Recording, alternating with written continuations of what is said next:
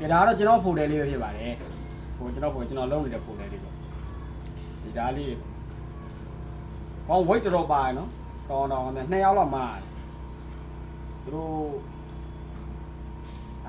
အဲ့တမားတွေပေါ့သူတို့အဲ့လာလေးတုံးတဲ့ဓာတ်လေး weight တော်ပါပါတယ်စမလက်ကြပန်းလေးရလည်းအပြည့်လေးဆိုတော့ပိုတော်လာသေးရဲ့ရန်ကုန်ကမှာထားနော်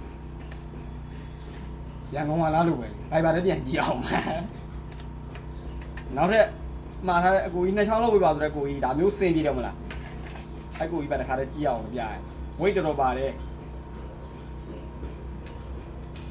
ဈေးနှုန်းကတော့3သိန်းခွဲထောင်မလဲပေါ့နော်